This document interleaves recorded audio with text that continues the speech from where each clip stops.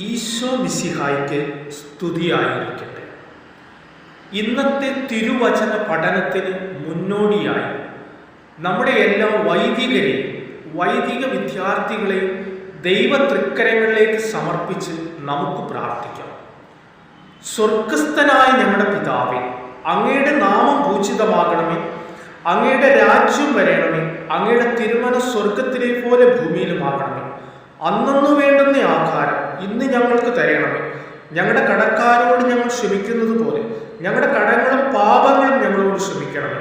ഞങ്ങൾ പ്രലോഭനത്തിൽ വീഴാനിടയാകരുത്, ദുഷ്ടാരൂപിയും ഞങ്ങളെ രക്ഷിക്കണമേ. എന്തുകൊണ്ടെന്നാൽ രാജ്യവും ശക്തി മഹത്വം എന്നേക്കും അങ്ങയുടേതാകുന്നു. ആമേൻ. ഇന്നത്തെ തിരുവചനം ഹെബ്രായർക്ക് എഴുതപ്പെട്ട ലേഖനം 11-ാം അധ്യായം 3-ാം വാക്യം. ദൈവത്തിൻ്റെ വചനത്താൽ ലോകം സൃഷ്ടിക്കപ്പെട്ടെന്നും കാണപ്പെടുന്നവ കാണപ്പെടാത്തവയിൽ നിന്നും ഉണ്ടായെന്നും വിശ്വാസം മൂലം നാം അറിയുന്നു. ആമേൻ.